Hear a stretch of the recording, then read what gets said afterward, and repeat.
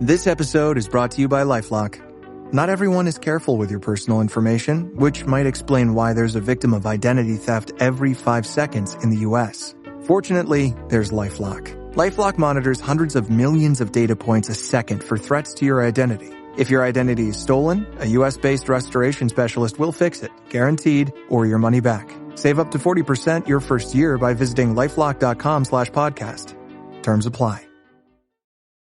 Richard Nixon. Well, I'm not a crook. Ronald Reagan. Tear down this wall. George W. Bush. I can hear you. The rest of the world hears you. And Donald Trump. Nobody knows the game better than I do. All of these presidents relied on one man to secure their seat in the Oval Office. That man is Roger Stone. This is the Roger Stone Show on 77 WABC. You know, very recently, a major, very well-known actor contacted me and said he was a supporter, a fan, supporter of Donald Trump, and he really wanted to have dinner. So he flew to where I was, but on the way here, he said, "Can we go someplace quiet where we won't be seen?" I said, "Sure." And he said, "You know, I really love you. I really love Donald Trump. I really support the America First movement. But despite my many credits on both movies and television, if that became known, I would literally never work again." Our guest today is not that man. John Rich is a singer, songwriter, entrepreneur, family man who stands up for God and country and family, and he makes no bones about it. He has been outspoken on virtually every major, important socioeconomic and cultural issue in the country where we are fighting the woke leftist agenda.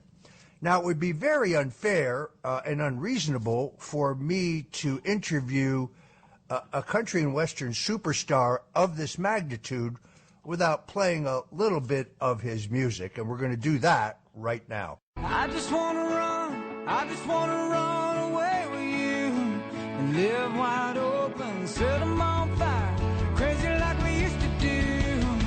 It don't matter where we're going, up on the mountain, down by the beachside, till we find the love that we fell into. Hey, I just want to run away with you. Hey, just want to hear everybody sing at the top of your lungs till the windows break. Say hey, hey, hey, hey. Just want to hear everybody sing at the top of your lungs till the windows break. Say hey, hey, hey.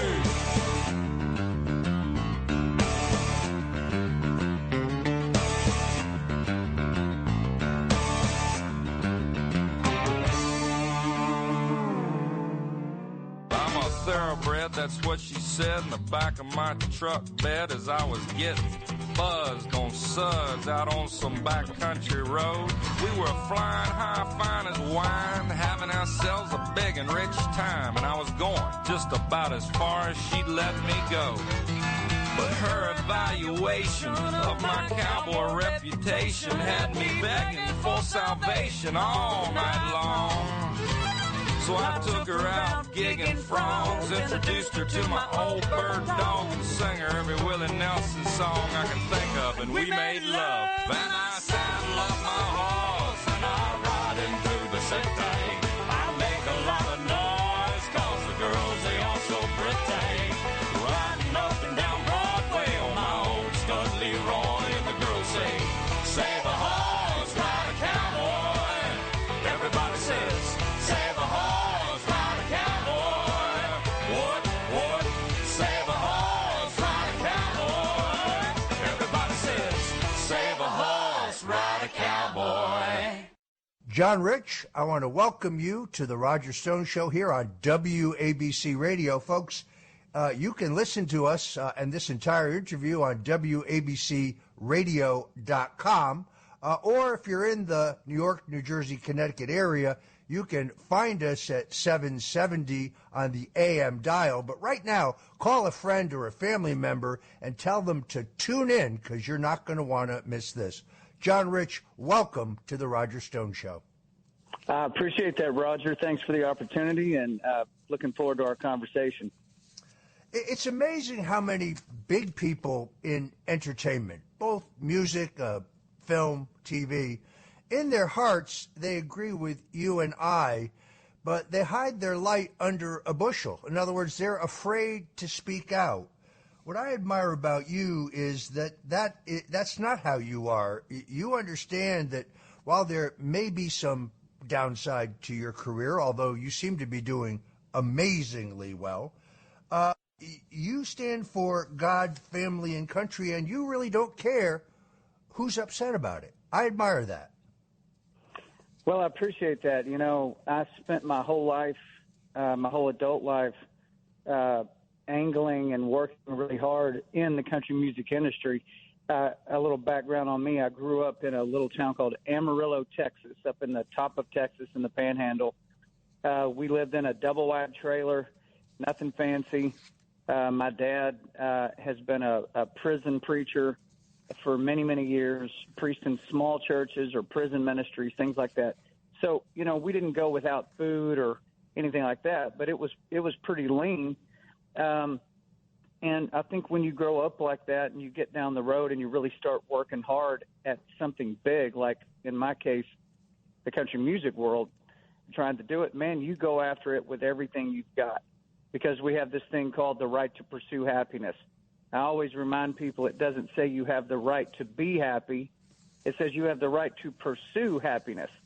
And there's a big difference in those two things. And so I've always been a pursuer of happiness. I wanted to take advantage of my inalienable rights granted to me by God, the Creator, not by the government, and just see what I'm capable of doing. Even though I'm a high school graduate and nothing fancy going on with my pedigree, hey, get out of my way. I'm an American. Let's see what I can do. So with that attitude, I took on the music industry, and over those decades, I was Songwriter of the Year with ASCAP for 3 years in a row.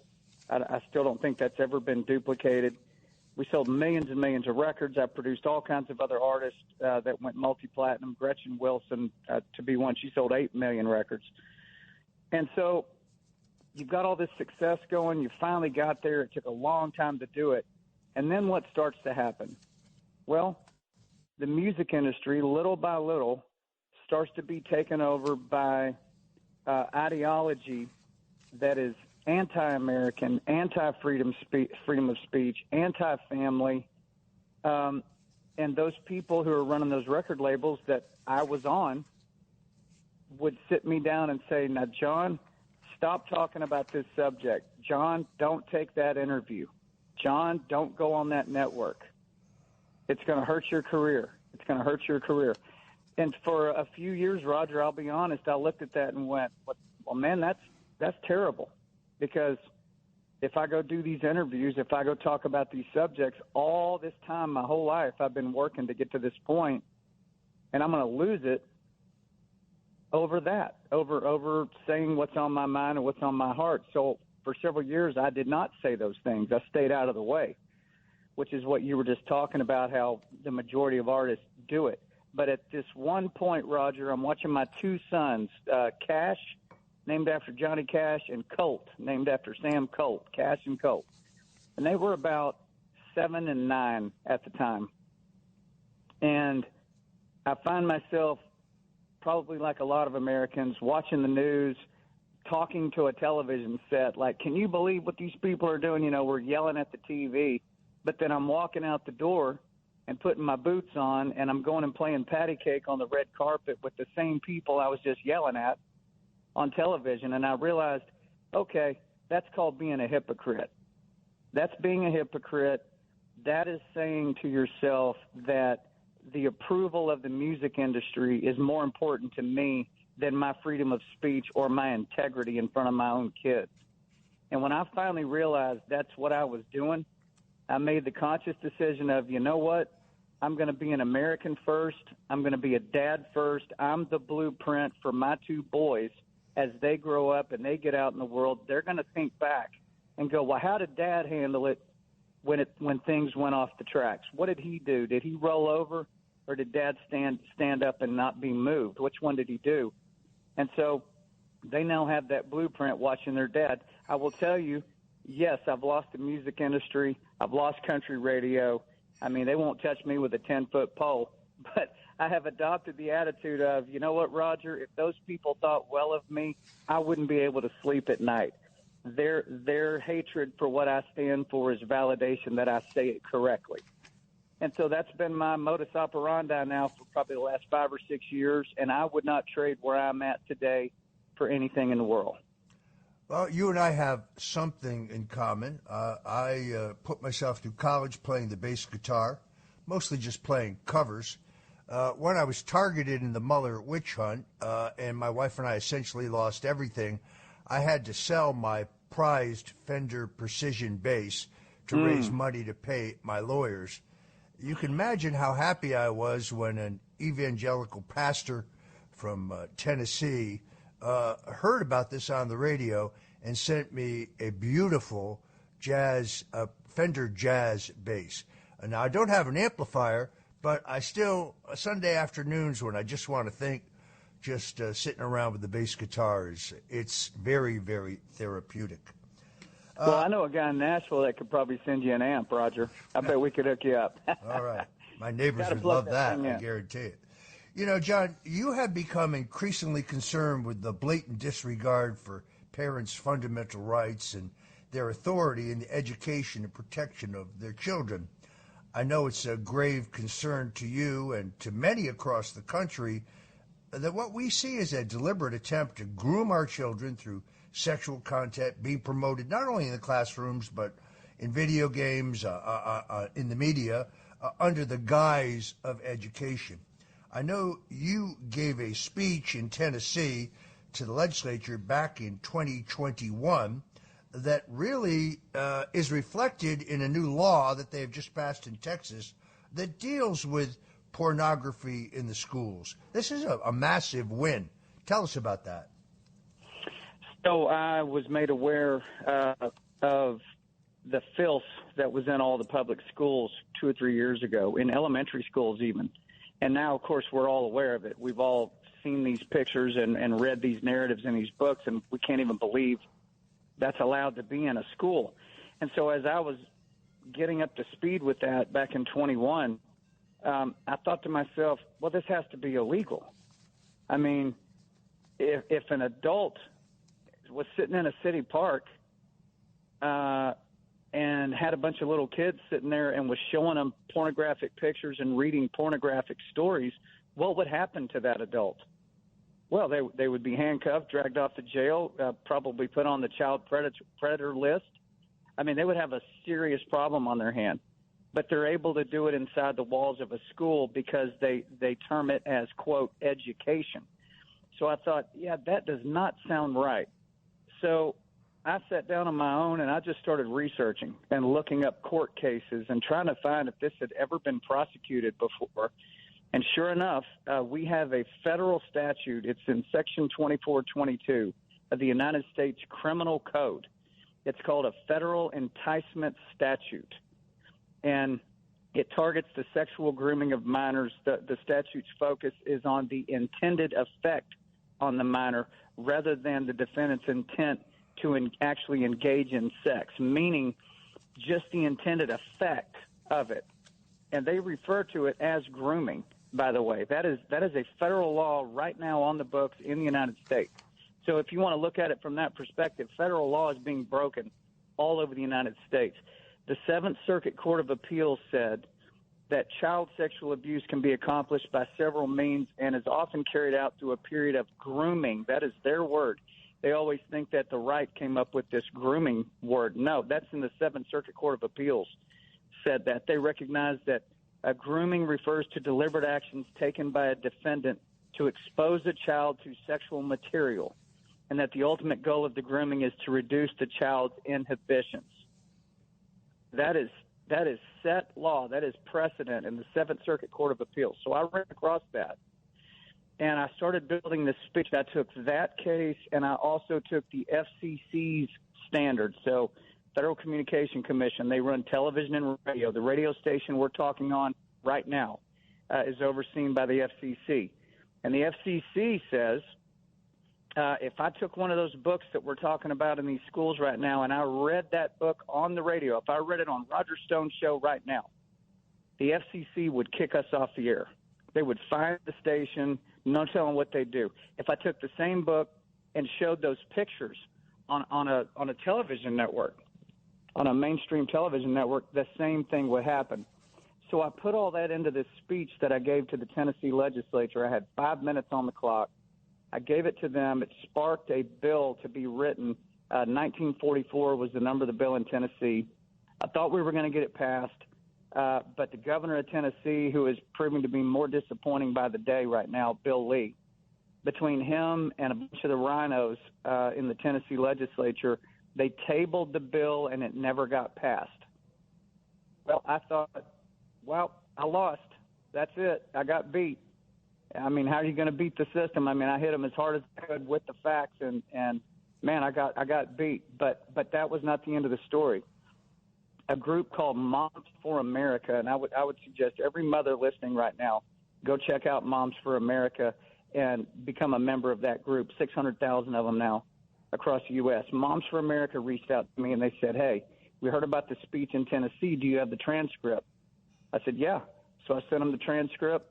They took that and took it to the Attorney General of Texas and said, look at this speech that John gave in Tennessee. They didn't pass it, but look what he pointed out here. And the AG in Texas got with his team and said, the FCC standard, that's exactly right. If you can't read it on a radio station or show the pictures on the television set, then why are the kids being exposed to it in a school? What's hard to argue with that? And so they put that whole thing together, and yes, it just became law in Texas, and I'm told it's now passed the House and Senate of Louisiana and is sitting on the governor's desk in Louisiana. So my hope is that it comes back to Tennessee, but even bigger than that, I hope this proliferates throughout the U.S. and we see versions of this law passed in every single state. Well, as folks, as you can see, John Rich is out there making a difference. If you're just tuning in, this is the Roger Stone Show here on WABC Radio. You can find us at 770 on the AM dial, or you can listen to this great interview and all of our programming at WABCRadio.com. Let's go back to Bill Lee, because I agree with you. Governor Bill Lee, Republican of Tennessee, Rhino of Tennessee, ran for governor as an outsider businessman, but has immediately been swallowed up by the local swamp. He's been trying to pass a red flag law in your state. You've been an outspoken advocate for the Second Amendment. But in the wake of the Covenant school shooting, the left never has a tragedy. They never let a tragedy go unused in their efforts. I know you have launched a campaign against Governor Lee's efforts to put in place these red flag laws that would unconstitutionally deny the gun rights to individual citizens. If somebody in the government just didn't like your political attitudes, you're calling your campaign Red Flag Down. And I know you're out there working very hard to alert Tennesseans as to what's going on in your state capital. Yeah, so the governor of Tennessee, Governor Lee, we actually have Republicans recorded that they didn't know they were being recorded, discussing how to, quote, rebrand a red flag law. Call it something else, because if it's a red flag law, it'll never get passed in Tennessee. We have to rebrand this into something else. I ran across that, and I hit up a couple of guys that said that, big politicians in Tennessee, and I said, how do you intend on rebranding this so a guy like me will swallow it? Just called them out. And, of course, they immediately retreat. They start backing up. No, you misunderstood. And I said, I don't think I did misunderstand. So what they're doing is they're holding summer sessions. The governor is calling in 3 and 4 representatives at a time during the summer when nobody's paying attention and trying to strong-arm them into voting for this. So for people that haven't dug down into red flag laws very deeply, basically what that says is let's say a husband and a wife or a boyfriend and a girlfriend or whatever, or your next-door neighbor, somebody gets upset at somebody else and they call in to the police a red flag on the person they're upset at and say, hey, this person's acting mentally unstable, they're acting out, they're acting with violent attitude, and they own firearms. I'm calling in a red flag law, calling in the red flag. The police and the authorities can then go without due process, and they can seize that person's weapons, force them into a mental evaluation, and then the government decides whether they can have their weapons back or not. That is what is being proposed in the state of Tennessee. If Tennessee adopts that law, they will be one of only 2 red states at that point to have a red flag law. Would you like to know what the only state in the U.S. that's a conservative state with a red flag law is? The state of Florida. Yeah, we know state that. Of Florida. Signed into law by a Republican governor. By the way, Rick Scott. Yeah, absolutely. Yeah, by the way, Governor Bill Lee is one of the 7 Republican governors that Governor Ron DeSantis has promised the vice presidency to, by the way. Okay. So, look, I love the fact that you named one of your sons after the great Johnny Cash. And I have to ask you, because I got a chance to listen to a lot of your music in preparation for this interview, and, man, you really rock. Who are your musical influences? In other words, who has helped shape your sound, your style? When John Rich decides to relax and listen to music, who does he listen to? Man, I am all over the map with that. I will tell you some of my favorites to listen to. I'm a huge fan of the Rat Pack era. I love Sinatra, love Dean Martin, love all that era of music. But then I also go deep into like the bluegrass world. So the Bill Monroes, the Ralph Stanley and the Clinch Mountain Boys, Ricky Skaggs, those kind of guys. But then you keep coming around the circle. You know, it's a big circle of music. Johnny Cash, to me, was probably, I'm going to say was, the greatest songwriter that there ever was. And I think that because he conveyed more information with fewer words than anybody that ever put a pen to paper, in my opinion. Every word he said was just another hammer.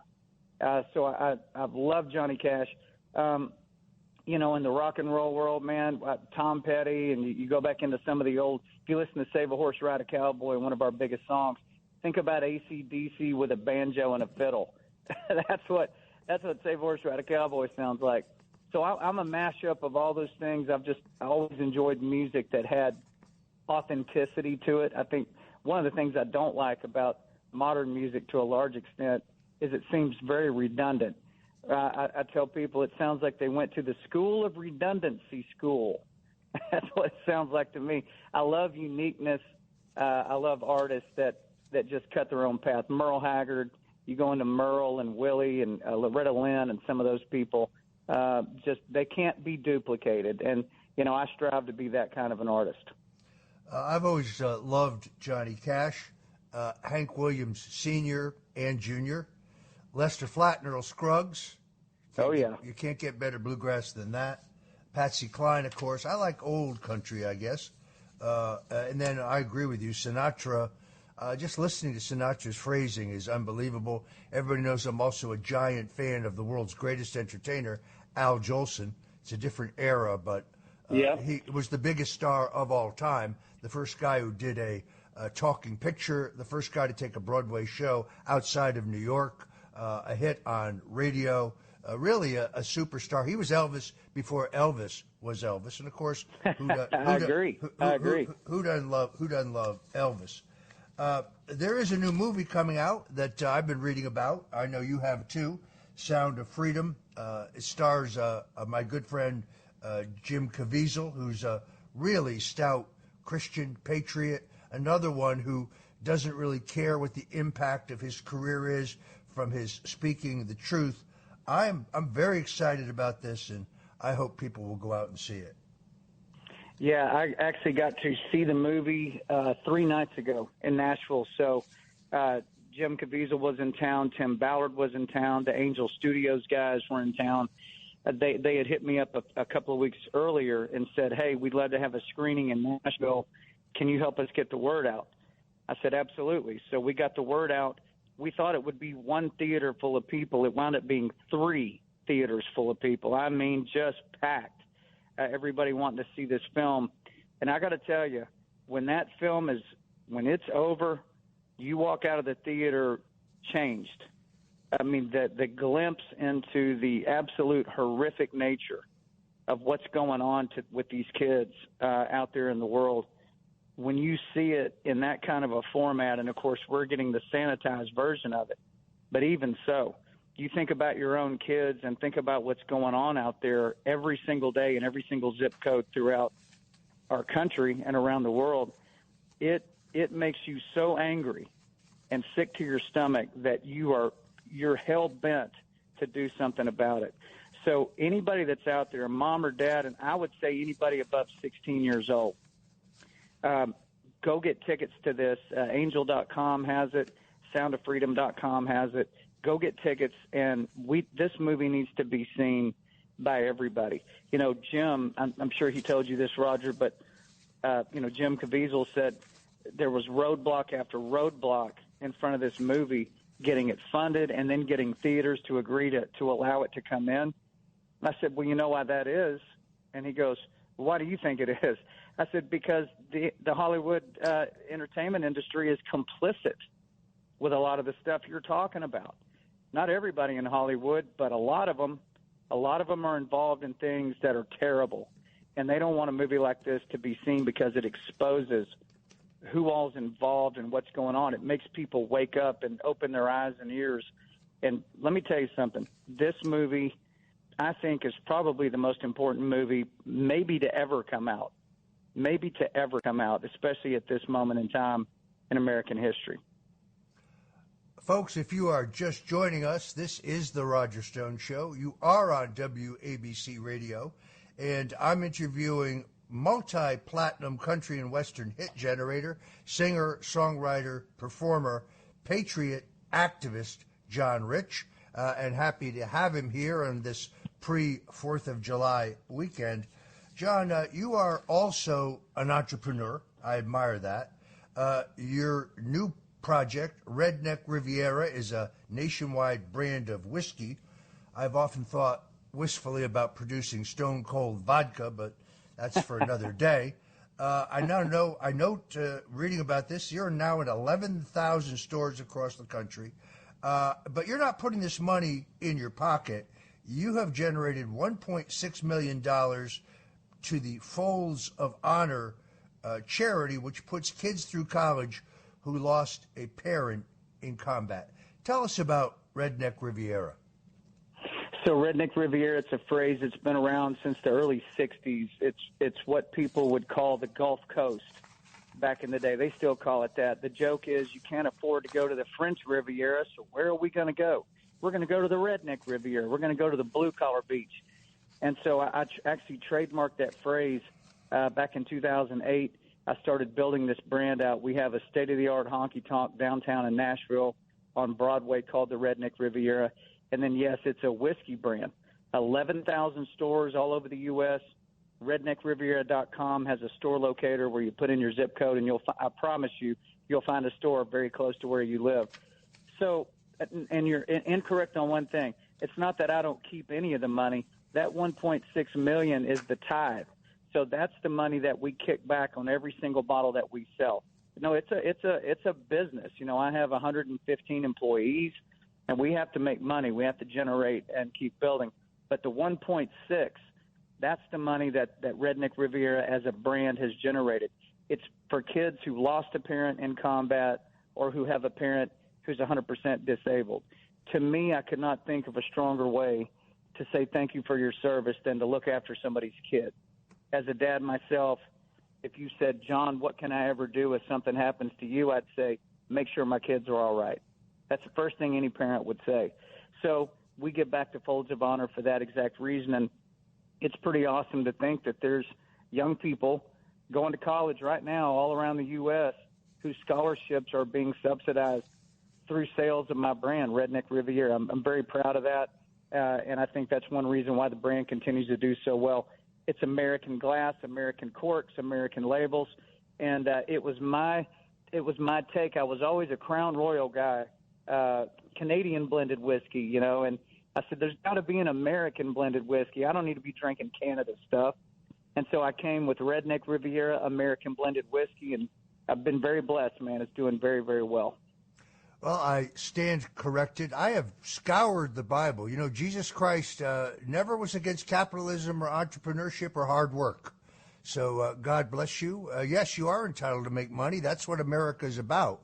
That's the America we want to leave our kids, where they still have an opportunity to make it, where any American can make it, and you have stood tall for that. I noticed that you were not even a little bit reticent to jump into the Bud Light controversy. Why anybody would want to take one of the most popular beers in the country, by the way, I don't care for it, it's a little thin for me, and totally tank their brand in an attempt to appeal to a market which is minuscule compared to the red-blooded American males who heretofore loved Bud Light. I saw Garth Brooks out there, whose music I don't appreciate. He was vocal on this as well, but what's your take on this? Well, so I own a bar, Redneck Riviera, downtown in Nashville, and we sell a tremendous amount of beer down there. There's a lot of people coming to Nashville. And since the day we opened in 2018 until this controversy hit, the number one beer by far at Redneck Riviera was, guess what? Bud Light. Number two wasn't even close. I mean, it was the lead horse. Well, when all this happened, I get a call from my general manager down there, and he goes, with what's going on with Bud Light, what do you want us to do with it? I said, don't do anything with it. Tell me if people are still buying it. Give it a week or two and tell me if people are still buying it, and let the customers decide what they want to do. He goes, okay. Well, man, it wasn't 7 or 8 days later. He called me back and he said, you won't believe it, but we've sold a total of 0 Bud Lights. He said, and worse than that, people are coming in and seeing that we still have Bud Light, and they're turning around and walking out. What do you want me to do? I said, man, if nobody's going to buy it, we got to put something else in there that they will buy. So we called the distributor, and they came. First time I've ever seen a beer truck take beer out of a bar. I don't think that's ever happened before. But they picked up 118 cases of Bud Light and 8 kegs of Bud Light that were untapped because you couldn't give it away. So why would they make a move like that? I honestly think the real story of that is that the majority of the people that work for Bud Light that really have been there a long time, I believe there's a lot of great people that work at that company. But when you let people into your company that are radicalized wokists, like the lady that they gave that position to, then all bets are off at that point. You cannot allow that because they're in there for one reason and one reason alone, and that is to get their ideology plastered all over this brand. That lady did not care about selling more beer. She cared about her ideology getting out there. And so consequently, all these people have now lost their livelihoods. Distributors that distribute that beer, people that work for the company, thousands of them have lost their jobs, lost their businesses. They're getting absolutely killed. But at the end of the day, that's not cancel culture. Cancel culture is when somebody more powerful than you up the food chain shuts you off, turns your microphone off, turns your channel off. When the people respond, when everyday people stop spending their $15 or $20 on beer and they do it in mass, that's the real cancel. I mean, that's the customer is king concept, and that's what they hit. And it is an unbelievable thing to watch unfold. I don't believe in cancel culture. I'm not going to cancel Bud Light. I don't want somebody canceling me. But, buddy, when the customers speak and they make their decision, that is a final judgment. I saw you say on Fox News that the cancel culture effort in America is nothing less than an effort to dismantle our country piece by piece. I really agree with that. You had an anti-woke, a non-woke hit song that hit number 1 on iTunes. Tell us about that. Yeah, it's called Progress. It was number 1 for 8 days, actually all genres, not just country. It was the number 1 most downloaded song of any genre, anywhere. And the line in the song says, "Stick your progress where the sun don't shine. Keep your big mess away from me and mine. If you leave us alone, well, we'd all be just fine. So stick your progress where the sun don't shine." So, that's the nicest possible country way of saying, you know what, And I think people heard that song and went, that is exactly how I feel. Progress, I guess it's relative to what you consider is progress. I mean, there's the destruction of our country. What we see going on coast to coast, up one side and down the other, there's a faction of people in America running this show right now that they do consider that progress. The word progress itself, if you look it up in the dictionary, it says to move towards a goal, to move towards an end. So what are they moving towards? What are they progressing toward? If this is what they call progress, well, it looks like to me they're progressing toward the annihilation of the American dream and of the future of our country as it was founded. They want a different America. They want America to be on a level, if not lower playing field than a bunch of other nations. They want globalism. They want America just to be another one of the countries. No more America as the leader. No, those days are over. We got to bring America down to its knees. That's their version of progress.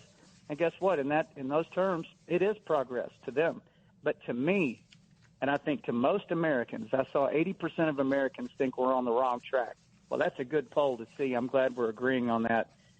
We look at progress of leave me alone, let me work, let me raise my family, let me go out and gamble my time, my money, my future. Let me go exhaust my potential. Let me pursue happiness. That's progress. Just get out of my way, and the chips will fall where they're going to fall based on my own decisions and my own work ethic. That's real progress to me. Well, John, I have been a big fan of your work in Big and Rich. And then it occurred to me that you could team up with Robin Thicke and call yourselves Thick and Rich. But then I looked it up and found out that he's a woke leftist, so you can cancel that idea right now. I know that you are in Maine, taking some time off on this pre-4th of July weekend. I want you to know how much I really appreciate your joining us today. If you had a message for all Americans on this pre-4th of July weekend, what would it be? This is a time of choosing. There is no fence riding allowed anymore. Remember who founded the country. If you go look at the Declaration of Independence and you look at those signatures, they weren't just signing the Declaration of Independence. They were signing their own death warrants. If the British Empire caught anybody who signed that document, they were going to hang them from the trees in their own front yard, burn their house to the ground, imprison their family, and erase them from history. That is what they were actually risking. Liberty or death was not a hashtag, a website, or a bumper sticker. Liberty or death was the attitude it took to found the country. They are the shoulders that we have all been standing on all this time, and now we are going to be the shoulders that the next centuries stand upon in this country. This is the time you step forward. This is the time if they come at you, they call you a bad name, and they try to run you down, good. That's exactly the outcome you're looking for. That will validate that you stood up and said the right thing at the right moment. Stand up and be counted. That would be my message to America. All right. Country and Western superstar, American patriot, father, husband, outspoken advocate for freedom in the U.S. Constitution, John Rich. We're grateful to you for being on the show today. I'm grateful to my good friend, General Michael Flynn, for suggesting that I reach out to you. Also want to thank my good friend, Clayton Q, up-and-coming country and Western artist, for helping facilitate this great interview. John, God bless you and Godspeed. God bless you. Thank you, Roger. This is the Roger Stone Show here on WABC Radio. Coming up, woke bureaucrats in New York City are waging a war on pizza. First they came for our kids, now they're coming for our pizza. Under proposed regulations, pizza ovens in New York City that are fired by either coal or wood would be shut down. This means that some of the most famous pizza emporiums in New York City, like John's of Bleecker Street or Tantano's, would be forced to shutter. I say, give me pizza or give me death. We're going to talk about the war on pizza coming up. I also want to tell you that Trump lawyer Alina Habba, one of the most articulate and effective attorneys representing Donald Trump, is going to join us shortly on The Roger Stone Show. So don't go away. Richard Nixon. Well, I'm not a crook. Ronald Reagan. Tear down this wall. George W. Bush. I can hear you. The rest of the world hears you. And Donald Trump. Nobody knows the game better than I do. All of these presidents relied on one man to secure their seat in the Oval Office. That man is Roger Stone. This is The Roger Stone Show on 77 WABC.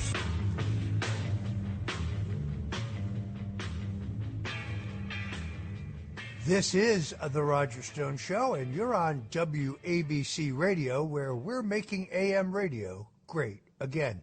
Let me strongly recommend to you that you not only download the access to the WABCRadio.com app, but you go to the entire app for WABC Radio, because we have a lineup that is second to none. Whether it is Larry Kudlow, the man who quarterbacked Donald Trump's revival of the American economy, or Frank Morano, who is a night owl with his show, The Other Side of Midnight. The great Sid Rosenberg. I'm going to join him this Wednesday morning, next Wednesday morning, for his show. The queen of gossip, Cindy Adams. Mayor Rudy Giuliani, America's mayor. And the table setter, folks. You don't want to miss the Cats Roundtable every day at 5. Recapping the most important stories in the country, 8 o'clock on Sunday mornings. It is a must listen. So go download the WABC 77 app. It makes it so much easier. Unless you have been living under a rock, you know that woke bureaucrats in the administration of Mayor Eric Adams have proposed banning pizza ovens that utilize either coal or wood as fuel. Now, I grew up in Connecticut, right outside New York City, so I admit that I have a preference for a certain New Haven, Connecticut style of pizza, personified by Frank Pepe's, Sally's, The Spot, all located originally on Worcester Street in Connecticut. This is the home of the white clam pie, very hard to find anyplace else. So my fear is that not only are they going to ruin New York as the mecca of great pizza, but this woke ideology is going to drift over to Connecticut and destroy some of those landmark institutions.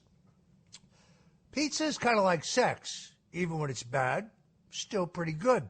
You can find that in my rule book, Stone's Rules. Lawmakers, prominent social media personalities, celebrities, and most important, the American people are rallying against this proposed New York City rule that would crack down on the city's most beloved pizzas and cost a lot of dough. Pizza operators argue that the cost of abiding by the new rules would be astronomical, and to make matters worse, that New York City pizzas would literally never be the same. New York City is famously and deservedly known for its pizza. Is the city really trying to mess with that reputation? I mean, New York City and pizza are two peas in a pod, thanks to the city's rich history with immigration and Italian immigrants. The city has the oldest pizzeria in the country, as well as what we argue is the best pizza you can find anywhere in the nation. Yeah, I'm talking to you, Chicago. I was actually doing an interview on another station several years ago. I was late to get there. I asked my good friend Frank Morano, who was hosting the show, to run out and get me a couple slices. Lo and behold, he returns to the station with a couple slices of deep dish Chicago pizza. It was a problem, folks. It's mostly bread. So Frank Deep Morano, there was actually a warrant out for him in Staten Island when this became known. He couldn't return to his home borough for several months until the controversy died down. The truth is, he's given me some of the best advice when it comes to pizza. If you're out in Staten Island, you want to go to Danino's without any question. That's the one he recommends most highly. But there are others in the borough that we definitely will talk about through the duration of the show. Lee's Tavern, one of the only other places outside New Haven, by the way, where you can get a great clam pie. Joe and Pat's, where Frank recommends the tri-pie, 3 sauces, pesto, vodka, marinara. Now, if you've got kind of a more gourmet palate, there's Pizzeria Giove, where they do the dough is by La Castri. It's a little unusual, but I think you might like it. In any way you slice it, Staten Island remains today a bastion of great pizza. But will that be true when Eric Adams and his bureaucrats have their way? New York City and pizza are 2 peas in a pod, thanks to the city's rich history of Italian immigrants, as we have said. As the saying goes, pizza was invented in Italy, but perfected in New York City. Besides pizza being woven into the fabric of the city's history, New York City and Brooklyn make some of the best pizza in the world. That's because they have 2 secret weapons. Our city's famous water is a secret ingredient for any bread-related product, but specifically pizza, and the style of ovens used to cook the pizza, from coal ovens, wood fire, deck ovens, well, that just names a few. Iconic pizza joints facing the heat from the Adams administration include Lombardi's in Little Italy, literally the oldest pizzeria in America. Arturo's in Soho, one of my all-time favorites. John's of Bleecker Street. During a blizzard one time when I was living on Central Park South, I had a craving for John's of Bleecker Street. There was not a cab out. The streets were deserted. The snow was 3 and 4 feet high, and I had no boots.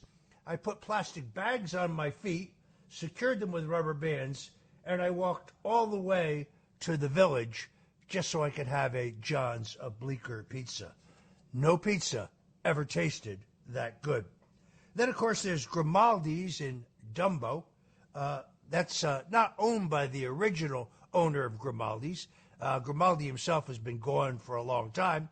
Some people complain about that the ingredients have suffered, but I noticed that Governor Ron DeSantis was there recently.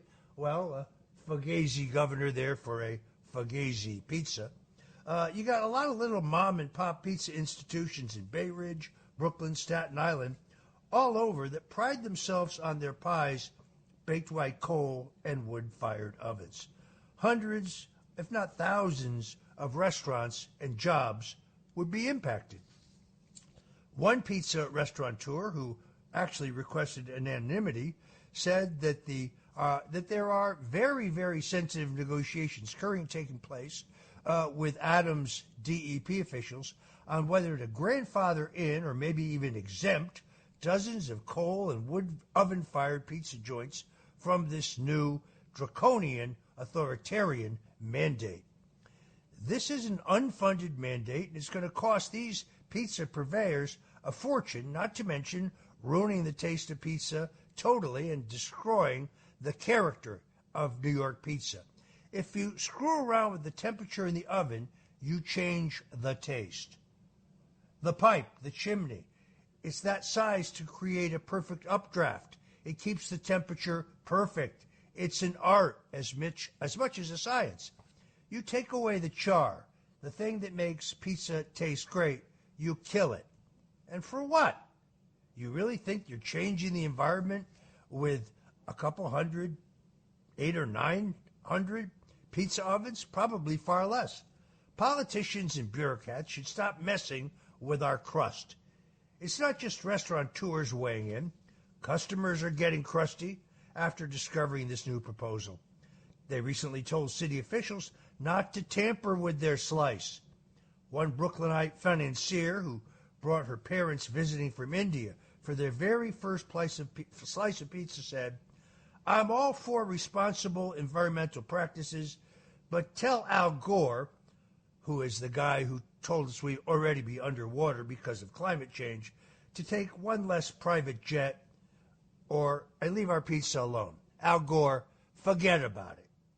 Now, this is the Roger Stone. If you just tuned in, Roger Stone Show. If you just tuned in, we're on WABC Radio.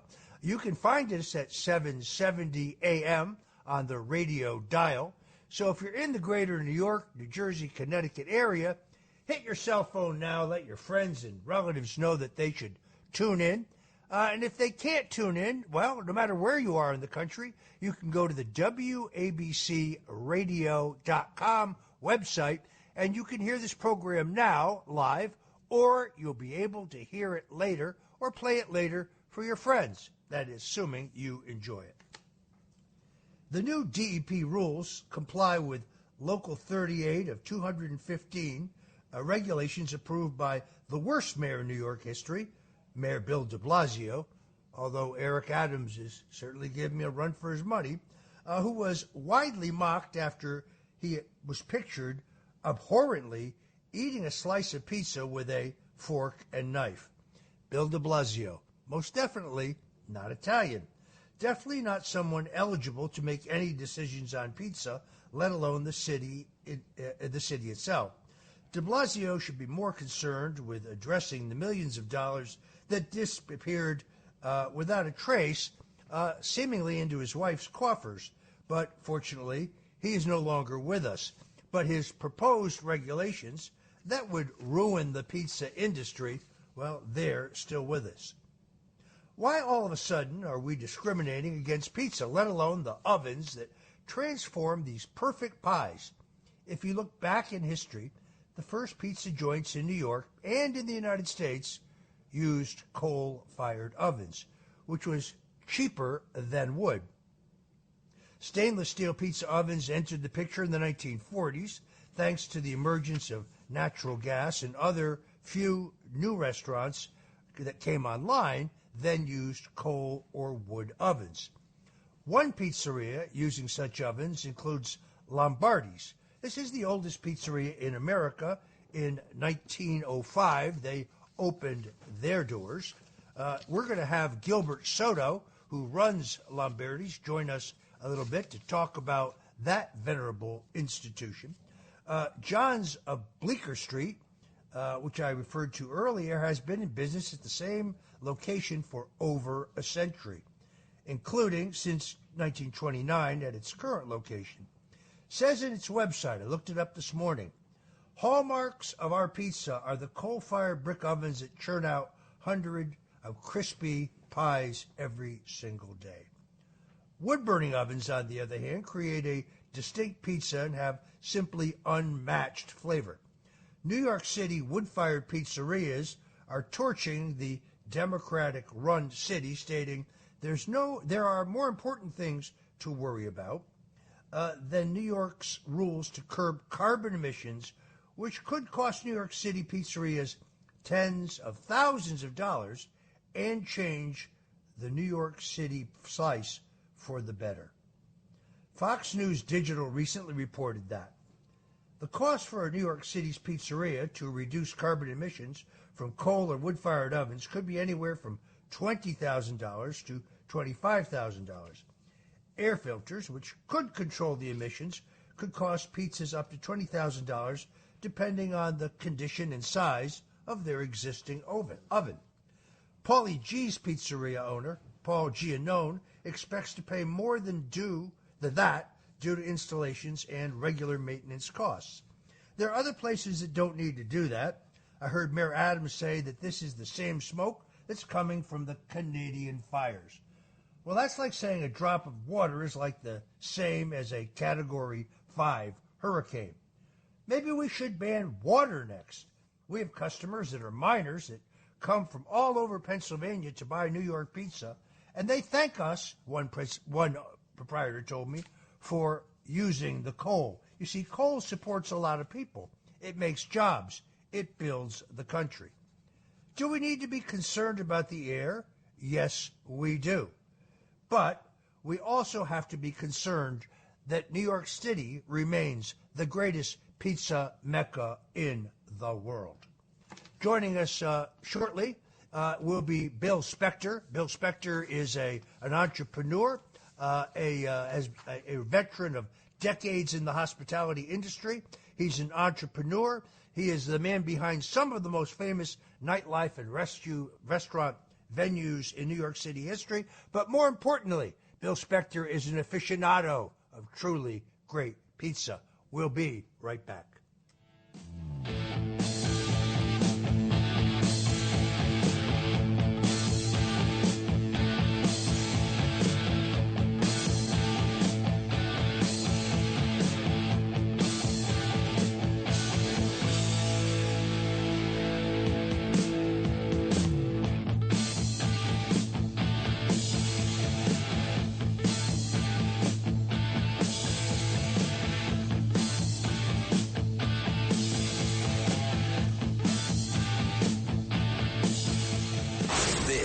Is New York's talk leader, the crown jewel of talk radio. WABC New York and 107.1 WLIR Hampton Bays. 77 WABC News starts now. 85 and partly cloudy. It is Sunday, July 2nd. Good afternoon. I'm Yao Bonsu.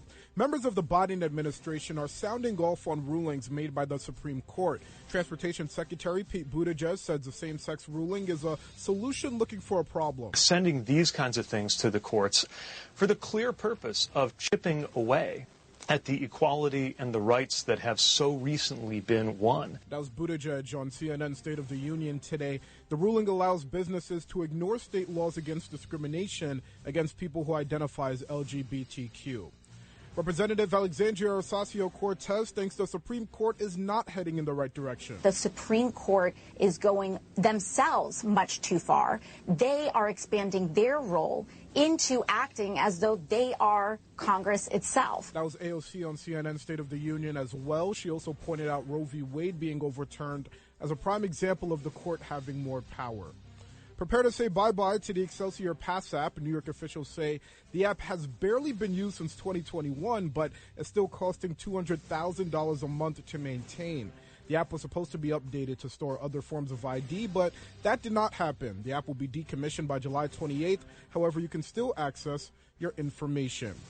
New Yorkers are dealing with a swarm of bugs. They can be red, green, yellow, or black. The aphid bugs are small and can swarm around you from anywhere from a few days to a week. The warm temperatures and high humidity are probably why the bugs are attacking New York now instead of after the summer, where they can usually be found.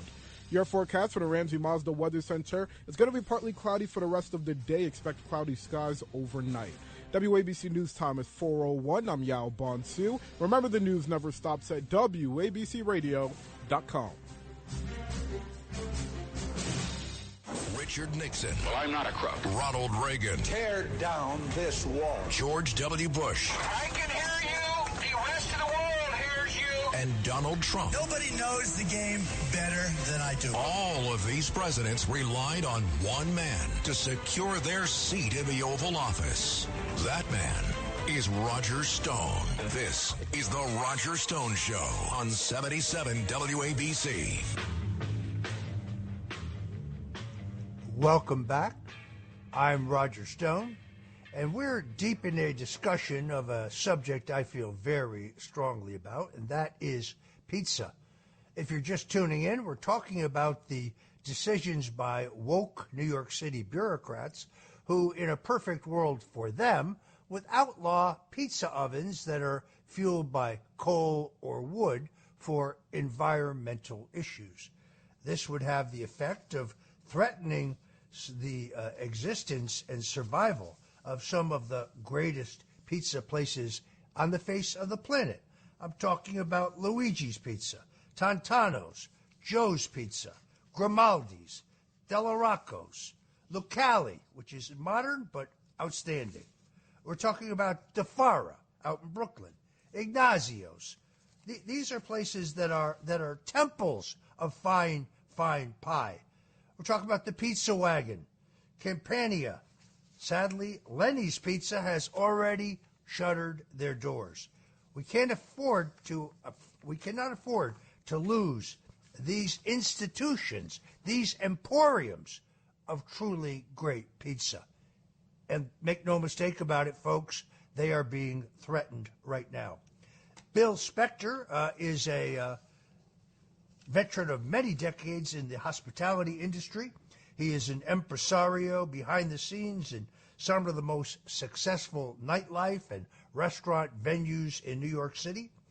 He's an entrepreneur, but I wanted to talk to him because, like me, he loves a good pizza, and he can bring a historical perspective to how we got to our current slice culture when it comes to pizza. Bill Spector, thank you for joining us on The Roger Stone Show. Hello. Thank you, Roger. Nice to meet you. I see that your knowledge is pretty deep in the pizza. I love it. So you made a very interesting point to me yesterday about how the face of pizza has changed, and how the more modern methods of cooking, electric, gas, which came after an earlier wave of coal and wood-fired pizzas, has moved us to our current slice culture. Tell us about that. Yes, most of the coal oven and brick oven or the wood-fired oven places they can't make slices. They make only pies. And so the commercial deck ovens, when they came into play, much more slice culture started. And then some people, now with the newer people, are learning amalgamations.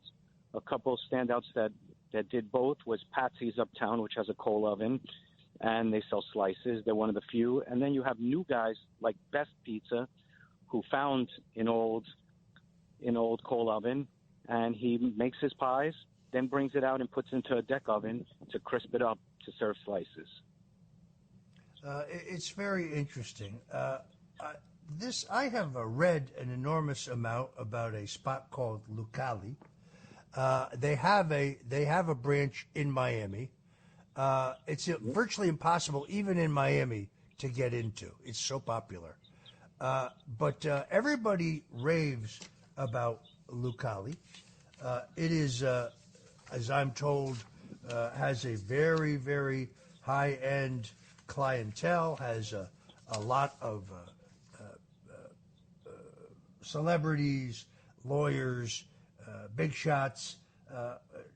What is the secret of Lucali? He uses a wood-fired oven.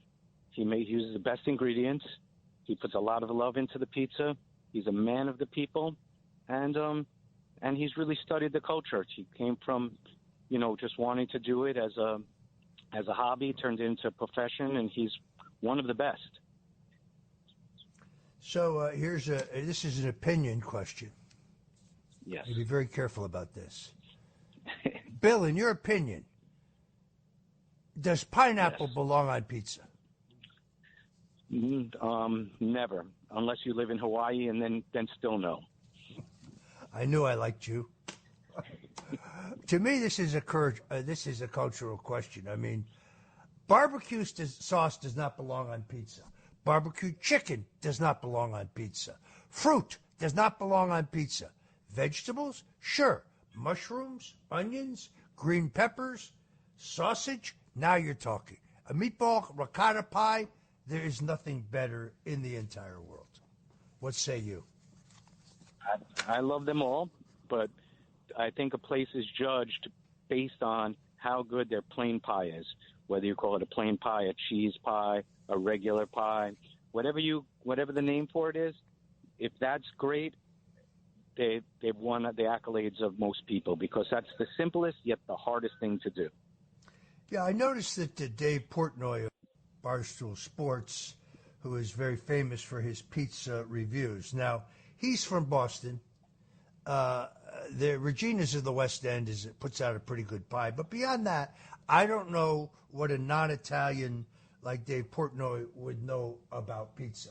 He came down here to Fort Lauderdale. He went to a place called Pizza at the Beach at Fort Lauderdale by the Sea, which is a Philadelphia-style slice. It's way too bready for me. But he didn't stop by. Directly across the street, Vinny's by the Sea, which turns out one of the best Nebuladon pies you're going to find. I wish Mr. Rappaport success, but in all honesty, I don't think he knows a lot about pizza. I think that, he has a very unique taste. He likes mostly the bar pie, which goes with your New Haven style. He likes very thin. He doesn't really like Naples style, but he also, he's a Bostonian and he comes from the Boston thing. I come from New York, where I judge a place based on their slice and their plain pie, even though I like all the other iterations, sans pineapple, which we've decided that is terrible on it. Yeah, we have common ground on that, that's for sure. Now, I raised him because I think one thing I do like about him is when he makes when he does his reviews, when he makes his comparison, he always goes with the basic cheese pie. So I think it's an apples to apples comparison. So therefore, I liked it. Last week he said, apparently in New York City, some liberal arts Ivy League liberal bureaucrat who's never worked in the real world is on an environmental commission, and they woke up from their little nap, and they may say, I figured today's a good day to save the world. We have to get rid of coal oven and wood fired oven pizzerias in New York City. We got to stop the emissions because of the pollution. You said it best to me yesterday. Don't we have bigger problems than this? 100%. I was in New York Wednesday, Thursday, Friday. Wednesday, I walked through Washington Square Park. I couldn't walk through the park, my neighborhood growing up, because somebody was stabbed to death in the middle of the day. I got off the train in my train station, 2nd Avenue train station. There was 3 people slashed. I think that there's much bigger problems going on in the world of New York City and the world in general than to worry about 100 pizzerias, 200 pizzerias to cut down their emissions. I think that the politicians are really getting things wrong, what people really care about. Maybe there is a little problem with emissions. I don't think so, but maybe there is. But we can get to that number 100 on the list of 99 things in front of us that we should really worry about much more. Now, I understand that you may be planning to open your own pizza place in South Florida. So I want you to commit to us that when you do that, you will come back on the Roger Stone Show and tell us all about it and tell folks how they can check it out, because our mutual friends tell me that you never do anything halfway, that everything you do has quality in it, that you're a tyrant when it comes to offering the public the very best. So when you open your doors in South Florida, I want to know about it. Not only will you know about it, I'll invite you to come and we'll do a show there. Oh, I love that. All right, Bill Spector, thank you so much for joining us on The Roger Stone Show. Have a great 4th of July weekend. Thank you for having me, and God bless. So there you have it, folks, a man who knows the pizza industry inside and out. Now we're going to go to Gilbert Soto, who works at the oldest pizzeria in America, established it in 1905. He is based at 32 Spring Street. He told me yesterday that doing pizza in New York City is getting increasingly dangerous. But beyond that location, Lombardi's, which is world famous, and to which I have gone, there are many, many great pizzerias who are going to suffer for this current politically correct madness. Folks, first they came for our children. Now they're coming for our pizza. I'm talking about great places like Luigi's Pizza. If you ever heard of the Barstool Sports Presidente Dave Portnoy, who we spoke to earlier, you've heard of Luigi's. If you've never seen Big Daddy, the classic movie starring Adam Sandler, you've also heard of Luigi's because that's the pizzeria in the movie. Both these reasons alone don't make for great pizza, but they are kind of added bonuses to promote some of the very best pizza in Brooklyn, maybe in all of New York City. The classic slices shine there, but they also have an absolute favorite of mine, the Sicilian-style pizza. Each time you go in, you're given some of the best slices, and most often the chef and owner himself will come out and greet you. This pizzeria has been in one family for decades, has continued to withstand the test of time, remains one of the best slices around. Better yet, as costs of food around the city seem to increase, Luigi's somehow keeps their prices low and the quality consistently high. Luigi's, you want to check it out. Joining us now is a man who's on the front line of the pizza war. Gilbert Soto of Lombardi's Pizza joins us on the Roger Stone Show. Hi, how are you? Good afternoon. Gilbert, thank you so much for joining us. I know that you work very hard to turn out some of the best pizza in America. Lombardi's is on Spring Street, 25 Spring Street, I believe. It is literally the first pizzeria to open in New York City. That was back in 1905.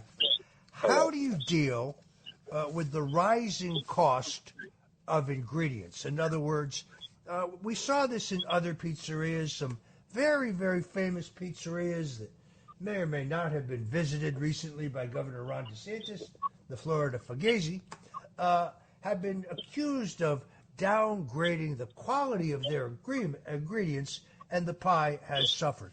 How do you deal with the rising costs of tomatoes, of flour, of mozzarella? How do you deal with that? This is what I can tell you, Mr. I started in the pizza business and restaurant business at Lombardi's 23 years ago. I'm doing this for 7 days a week for the 23 years. And what I have learned, and they told me since I walked in that family, but still family owned, was we do not play with the quality of the ingredients. Since COVID, a lot of businesses have suffered in New York, especially mom and pop store, because, it's just so far you can afford. With that being said, pretty much, I don't going to say we're working for free, but none of the partners or none of the main people gets paid what needs to get paid, just to try to hang on to the business, to try to keep it going. So I would say 30% of mom and pop restaurant that I knew for 15, 20 years, real mom and pop restaurant are out of business now. When I walk by the Little Italy area and I look left and right, most of the people I knew for the last 15 years are gone. It's impossible, right? Impossible. I love Little Italy. It just seems to be getting smaller and smaller and smaller. I should say that if you're in Little Italy and you don't go by Cafe Palermo to get the cannoli from Baby John, the king of all cannoli, well, then you've missed the whole point of Little Italy, in all honesty. Now, we were going to have a guy who calls himself Little Mo Mozzarella on the show. I was told he knows a lot about pizza. Several people recommended him. I invited him on the show, came back and told me that his agent decided that his appearance on the Roger Stone Show was a bad idea. So he evidently just did not want to talk to the roughly 2 million people who will be listening to the show between live and download to push his new line of gelatos, which, in all fairness, I have now tasted. This is just my personal opinion. Don't think they were that good. So instead, I want to thank Gilbert Soto for jumping into the void and joining us here. One of the other things, very sadly, that any pizza restaurant, particularly one on the corner like yours, has to worry about is the safety of the streets of New York City. Tell us about that. It's tough when you, for so many years, in an area that was pretty much family. I used to love to come down with my wife and bring my kids to the area. So now with this, I don't want to scare people neither. Because let's be clear, I wasn't born in New York, but I consider myself New Yorker for being here for so long, and this country have done so much for me. I don't want to scare people, but it's different to walk in New York City. So we got so much that could be done right now on the safeties of the New Yorker, instead of being chasing down restaurants. All we're trying to figure it out now is how to make a living after what just happened in the world with COVID. I mentioned COVID because I'm still recovering for it. And now I have to worry about how to figure out how I'm going to use my oven. Actually, at one point, I say maybe we go a different route with a coal oven. And I shouldn't be saying that as America's first pizzeria, and that's all we know. It's the reason why we use coal. And we were debating and talking, maybe we're going to have to go a different route because we understand the environmental situation. But right now, I believe could be other ways. I don't know what to tell you, Roger. But the safety of New York is different. It's different. That's what I can tell you. So let me ask you this. Do you sell more slices or do you sell more pies? We are in a stick to the old-fashioned traditional only pies. We don't play even with our pies with different toppings. As of today, in the 23 years that I'm there, I'm not there since 1905, all right? I'm a little older, but not that far. We use just the simple ingredients. So we don't do a slice. We just do a regular pie. When people come to Lombardi's for first time and I ask them, it's your first time, because I'm on the floor most of the time, I suggest the margarita pizza or the just mozzarella, because that's how you taste the real pizza. Your sauce and your dough is what make your pizza. The mozzarella is important, but the first time, just simple. So, yeah, we don't sell a slice. We pie only, and we still have the same recipes, unbelievable ingredients, and fresh. So what happens if somebody comes in and they ask for pineapple on their pizza? At that moment, I say I don't habla inglés. No, definitely, it's not what we do, Roger. We are traditional Italian place, so I respect those places that they do sell chicken on the pizza, put pineapple on the pizza, but that's not what I learned.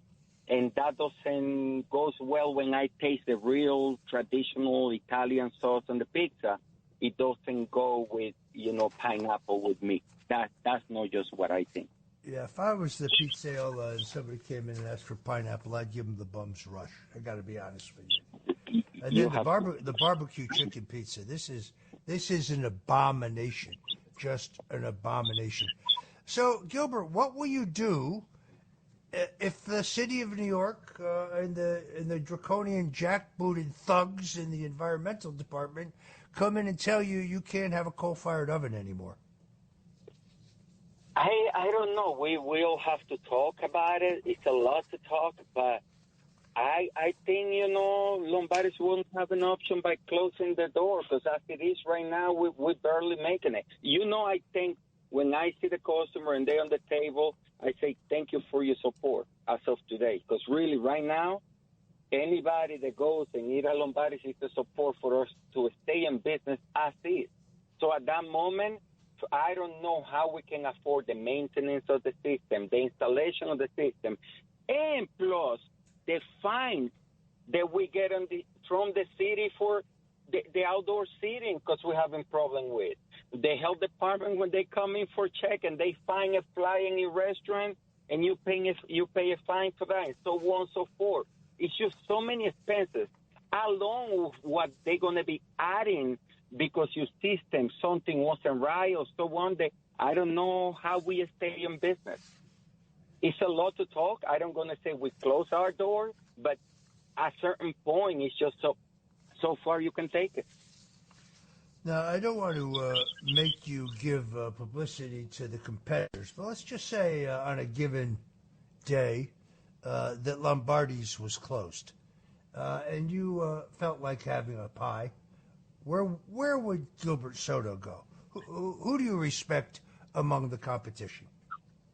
Listen, when you're in this business for so long and you get to try pizzas, it's a lot of great ones. I'd rather reserve the names, but it's a lot of great pizzas on the same family of Lombardi's, and most of us know each other. Like example, Lucali in Brooklyn is a customer of us and a friend of us for many years, and we can go on and on from John's, and it's a family. You know, that's the way the restaurant was built back in the day.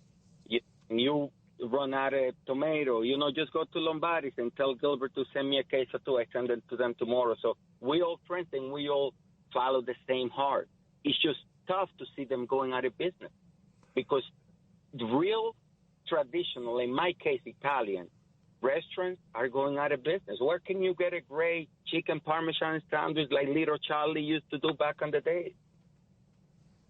So I think it's going to take unity to convince these bureaucrats to back off.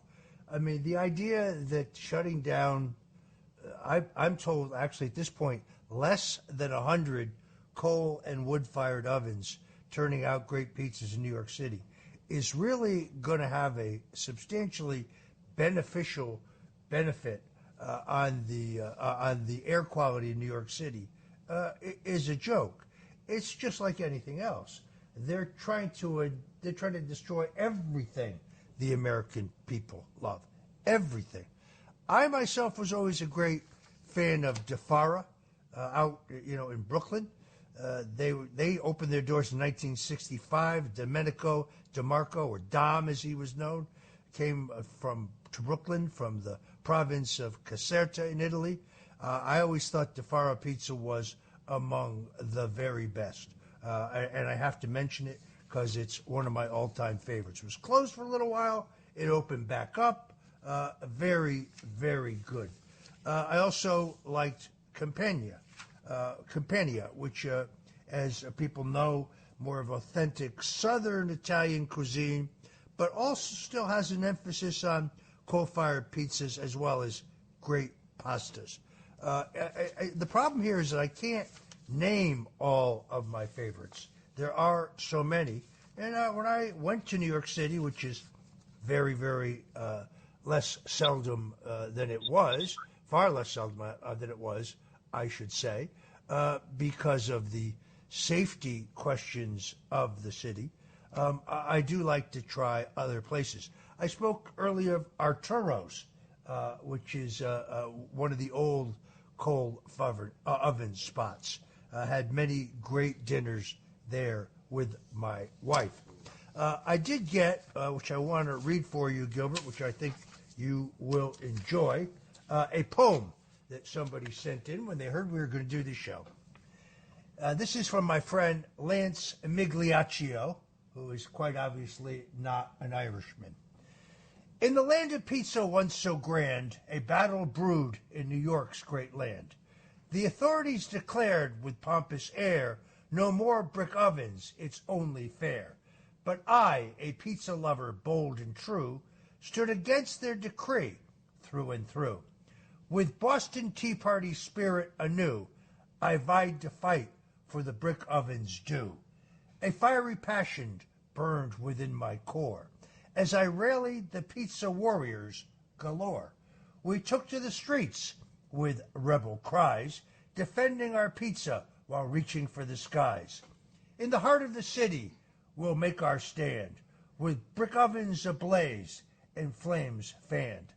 Their law, a tasteless and bland decree, could never stifle our cry for pizza liberty.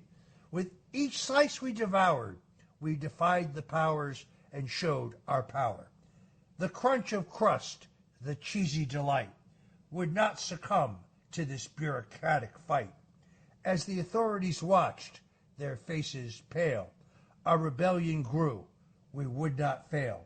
But like the brave souls of old, we fought for our rights, fierce and bold. We raised our pizza paddles high, shouting, we will not let our style of pizza die. With each defiant bite we took, we challenged the status quo we shook. In the end, our efforts will not be in vain. For the ban on brick ovens, it will wane. The authorities will bow to our pizza might, acknowledging our love in this fiery fight. So let it be known throughout the land that in New York City, great pizza will stand. No decree shall silence our sizzling art as we celebrate pizza from the start. For we, the rebels of the Pizza Brigade, embody the spirit of those who forbade unjust rules upon our beloved tea, and in our fight, we will set great pizza free. How'd you like that? Pretty good. I hope we stand. I hope we stand, Roger. All right. I want to thank Gilbert Soto for dropping by and telling us how difficult it is to turn out a great pie. For 23 years he's been there at Lombardi's. Gil, I want to thank you very much for joining us here on the Stone Zone. Thank you for having me, and I just hope that not just the city, in general, anybody that has anything to do, understand what it takes to run a restaurant in New York City, to keep it afloat with the unemployment, with the tough that it is with the city rules in general, to understand there's other things that are priority now, and try to let us as a restaurant owners and managers to do what we love to do, because it's very tough, right? All right. Many thanks, Gilbert Soto of Lombardi's Pizza, for joining us on the Roger Stone Show. Thank you for spending a little time in the Sunday Stone Zone with us. It's an all-American weekend. Join the All-American team for fun on 77 WABC.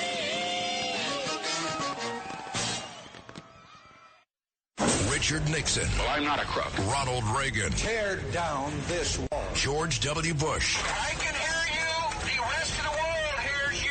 And Donald Trump. And a friend of mine for a long time, he only likes politics. If you ask him about how are the Yankees doing, he has no interest. If you ask him almost anything, he likes politics, and he's a professional at the highest level.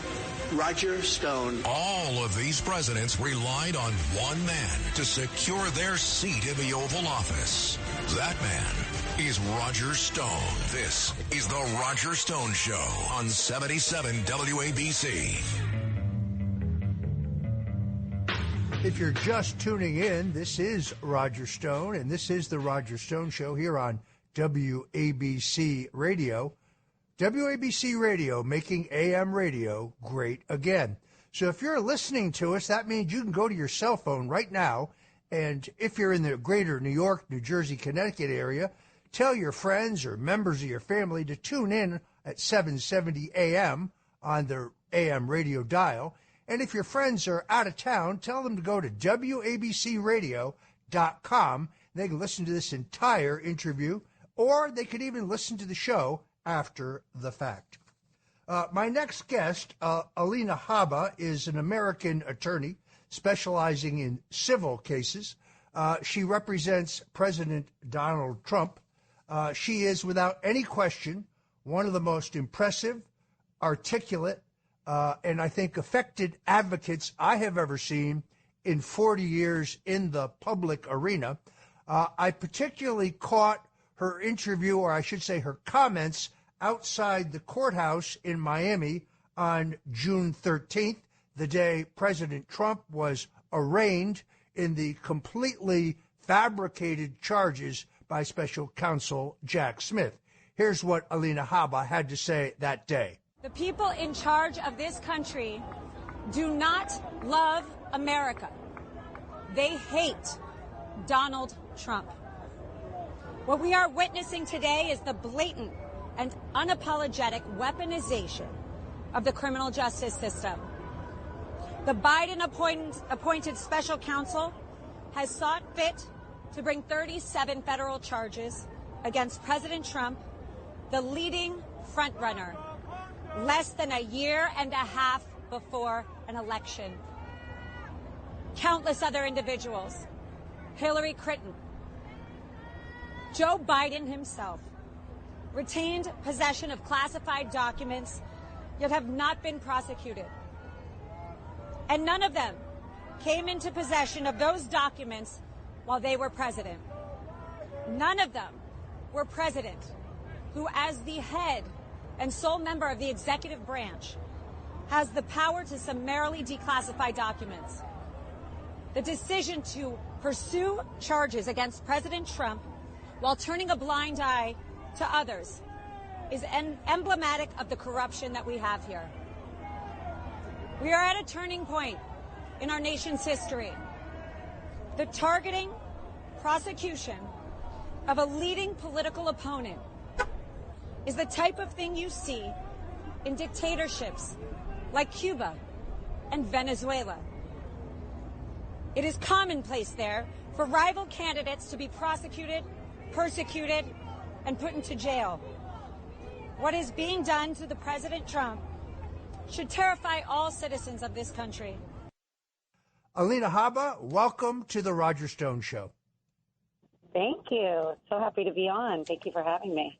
Delighted that you could make it. Now, I know that you spoke to your client, President Donald Trump, late last week, and I understand it would be inappropriate for you to tell us about the substance of those conversations. But let me ask you this. How is the president's mood? How is his demeanor? He was great. I was with him actually this morning. He's doing fantastic, out there living his life, focusing on 2024, keeping his eye on the ball as usual, and resilient. You know, I always use that word with him. He's just resilient. He's a force of nature, as you know, Roger. I had him on this show, I guess now 3 weeks ago. I was hoping for 15 minutes. I was praying for maybe 20. He surprised me. He stayed for essentially for the entire hour. And I still can't get over how calm, cool, collected, determined, resilient he was. I mean, this happened between the time that he was charged and the time he was arraigned. He was relaxed. He was talkative. He's very, very determined. And he feels confident that the American people see through this ocean of lawfare that has been waged against him. We just played your comments on June 13th, so we know exactly what you think of the initial charges filed against him in Miami. It's kind of interesting that critics such as Andrew Weissman, the former federal prosecutor and the de facto head of the Mueller witch hunt, and others have been predicting for weeks that in a belt and suspenders approach to their attacks on Donald Trump, that they intend to file additional charges against him in other jurisdictions, largely, I think, because they're concerned that in Florida, he may actually get a fair trial in front of an open-minded judge. And then today, we get hit by the news that is clearly leaked that they're anticipating 45 additional counts, most likely to be filed in New Jersey because of alleged infractions that took place in Bedminster. Your reaction to this news? More of the same. I think you could hear my outrage in that clip that you played from Miami outside the courthouse. I'm not President Trump's advocate. I'm an advocate for America. So when I hear things like this, when I see the rapid progression, the crooked corruption out of Washington, it's so sad to me. Truly. I mean, the anger comes from a deep sadness that our country has effectively fallen into the same pattern of third world banana republics. And it's sickening. You know, Roger, have you ever seen anybody who's out of office and all of a sudden he says he's running for election and all of a sudden there are how many indictments, investigations? I mean, he always jokes and says I fly over a state and I'll get an indictment or I'll get an investigation. It's not right. And you and I know him. We know what a good person he is. We know how much he loves the country. But it is really frightening for the American people. And the fact that they're not stopping and they're so desperate, and that's really what it is, desperation, that they cannot and will not be able to beat him unless they play dirty, is pathetic. It's pathetic. It's frightening. And it's what makes me wake up every day. So I just keep going. I just like you. We get out there and we fight, and that's what he does. Yeah, I'm in agreement. He poses an existential threat to the two-party duopoly that is bringing the country to its knees. They recognize that they can't beat him in a free, fair, honest, transparent election. That's not what we had in this country in the last election, in my opinion. And the fact that as they attack him, it's entirely counterintuitive. In other words, the more they attack him, the more they seek to smear him, the more they seek to dirty him up, the stronger he gets with the American people. The larger his lead over Joe Biden grows in credible polls. The larger his lead now, hefty double digits, or as the president said, I'm leading by a lot, as he would say, over Governor Ron DeSantis. It is having the exact opposite effect of what they desire. They just don't understand. Donald Trump is a man who thrives on controversy, who excels in crisis, who is best at his best when he's under pressure. That's the Trump I've known for 44 years. And they've really awakened a giant here. In other words, he completely understands that all of this lawfare is politically motivated, and it's not going to slow him down. If anything, in a strange way, it energizes him. It does. And his base, Roger, and his base. Because, and never mind the base. You know what it's done? People that have come up to me and said, I was not a fan of Donald Trump before. He is too brash. He is whatever it is, right? I didn't like the mean tweets, whatever. But then Biden came, and I saw how destructive the radical left can be. And I can't stand for it. And I think the only one that can fix it is Trump.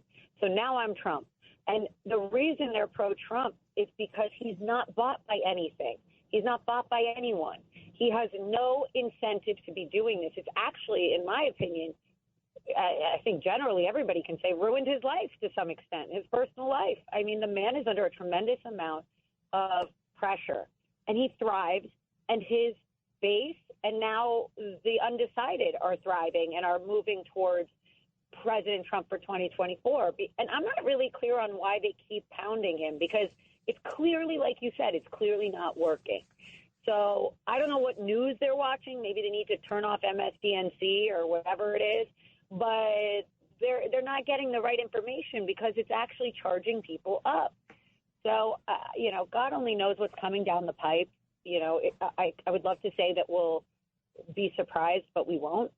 But I can tell you that it's frightening American people, and it's actually doing the opposite, like you said, of their intent.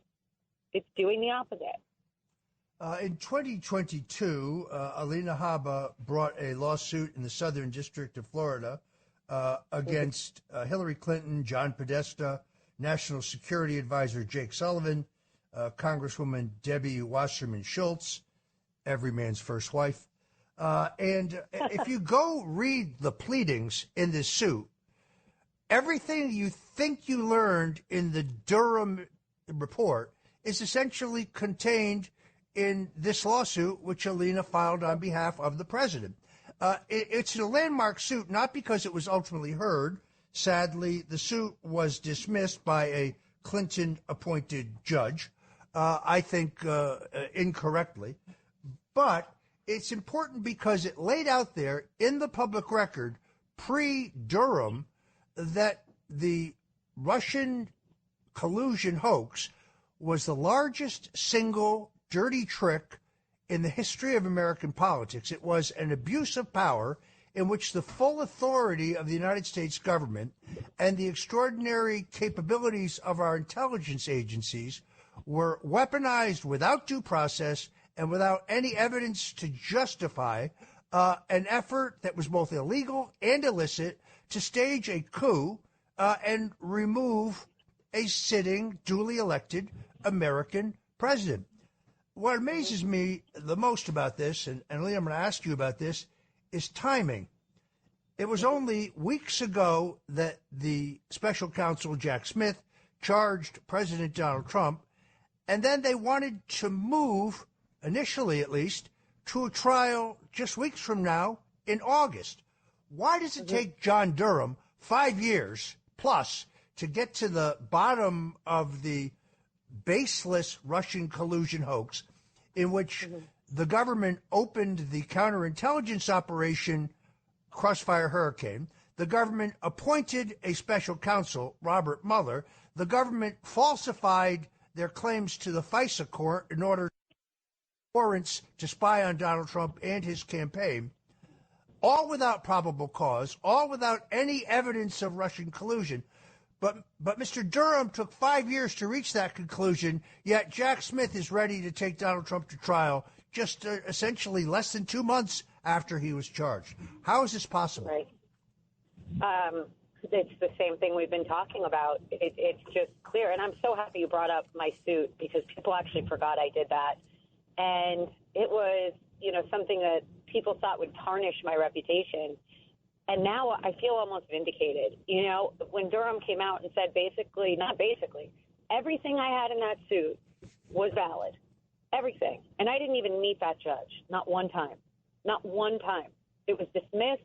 I was sanctioned, ridiculed. There was a scathing opinion about how I have no right to speak at rallies, shouldn't speak on press. I'm effectively too good of an advocate, and he didn't like it. And it was a very damning experience. However, I have to say it's now one of my most proud things I've done because it's exactly what you're saying. It's when you fight people that are politically connected, you're not supposed to have that kind of corruption, that kind of thing seep into the system, and it's what's seeping in. And the fact that Donald Trump cannot get a fair day in court for something that we now know actually happened, Russiagate. We know this. We've known this. But it doesn't matter what happens. Hunter Biden will only get probation and 2 misdemeanor charges.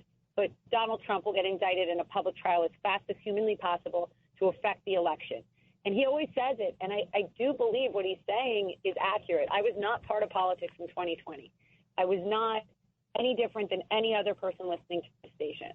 But it is meddling. It is absolutely lawfare and using the court system to try and influence American people's judgment with headlines that are inaccurate. They're just inaccurate. It's false reporting. It starts with journalism. It comes out of a ton of different places, and we really need a serious cleanup. It's very scary. Another very important victory by Alina Habba on behalf of President Donald Trump when Trump's former attorney, Michael Cohen, filed a civil lawsuit against the former president. Alina Habba handled that defense on behalf of the president, and that case was summarily dismissed on November 14th of 2022 in its entirety. Another important legal victory. So Alina Habba is a warrior. She is a fighter. She, like me, we're loyalists to Donald Trump. We admit it. We make no bones about it. It is amazing to me that in the same week in which Congressman Jason Smith outlines an entire regimen of cover-up and potentially the perjury of the U.S. Attorney General, who claims that he had not interfered in any way in the investigation into Hunter Biden, yet Congressman Smith produced actual documentation of the fact that the U.S. Attorney in Delaware was hamstrung in terms of bringing charges in D.C., hamstrung in terms of bringing charges in California, refused special counsel status, that the IRS was stymied in their investigations into Hunter Biden. So in order to distract from that, somebody, can't imagine who this was, somebody leaks to CNN an audio tape in which the president is talking about his decision to stop the country from moving towards World War III. In other words, the president is discussing a document, allegedly, a document, by the way, that special counsel Jack Smith cannot produce, so clearly not among those documents seized at Mar-a-Lago, in which the president rejected a plan to go to war in Iran proposed by the chairman of the Joint Chiefs, General Mark Milley. So in other words, let me get this straight. Donald Trump kept us out of another endless foreign war, and for that, he must be prosecuted. How coincidental that would leak the same time this devastating news of corruption, extortion, money laundering, illegal lobbying. Let's face it. Let's just say it. Treason by the Biden crime family is in the news. Right. And where are the indictments? Where are their indictments? Where are they? I want to understand how that's not happening. But you know why? Because they don't even bring it in front of a grand jury. They would never even allow the American people the right to judge whether this was or was not corrupt, whether this was or was not against the law, which it blatantly was. I think we have information now that it's over, 30, 40 million in bribes that they can trace through that whistleblower. And God bless these whistleblowers, Roger, because these whistleblowers who are just normal American citizens are taking a major risk and coming out and saying, I know this. And every time the press will just distract you and tell you that a submarine is underground and has 70 hours left, 50 hours left. Meanwhile, they knew that submarine was gone. You know, it's distraction after distraction after distraction. And it's obvious, it's pathetic, and it's desperate. It has to stop. I want to see why Hunter Biden was given such a low – if that was Don Jr., Roger, if that was Don Jr., if that was Eric Trump, if that was Ivanka Trump, tell me that they wouldn't be in jail for the things that he did. No, and quickly. I think you're right on the money. Then kind of moving to wrap this up, but we have news that has leaked that former Mayor Rudy Giuliani was offered a proffer by prosecutors in D.C. This seems to indicate that the special counsel is considering charges in the District of Columbia, presumably in relation to some of the actions of January 6th, specifically pertaining to the challenge to the certification of the election and an effort to send some electors in the questions in the states where there were election discrepancies and anomalies back to the legislatures for reexamination. Do you expect there to be charges filed against the president, perhaps others, in the District of Columbia? Well, unfortunately, if you listen to the leaks, which are many and which always seem to be right, it's like they're not ready, but they want to leak it just to screw, screw up the 4th of July weekend. I don't even know. But the fact that they even do that, I have to say that if you hear a leak, maybe it comes to fruition, but I can also say that I've heard leaks that are intended to scare people. I know that there's been leaks to clients that I represent that are not directly related, not Donald Trump directly, but people in that world. And the leaks come out, and I get calls from the press, and then nothing happens. And it's more just an intimidation factor. We know that Georgia and these claims, J6 and all of that, we know that that's been something they've been working up. And again, it's I hate to use his word, it's used a lot, but it's accurate. It's witch hunt. It's a witch hunt. And I don't have a reason to believe it's not true. Obviously, I don't have any personal knowledge of it because they would never call us first. God forbid. But, what you're hearing is what I'm hearing, and I hope it's not true, but I wouldn't put it past them. I think sadly you are absolutely right. Look, if you want to know what Special Counsel Jack Smith is going to do, just read Andrew Weissman's Twitter feed, and he will usually telegraph the punch. It is really quite extraordinary, the fear that they have of Donald Trump. They know that he cannot be defeated in an election, so they seek to disqualify him Yet all of their actions, as I said earlier, seem to just make him extraordinarily stronger. Alina Habba, I want to thank you for taking time on this pre-4th of July weekend, for joining us here on The Roger Stone Show.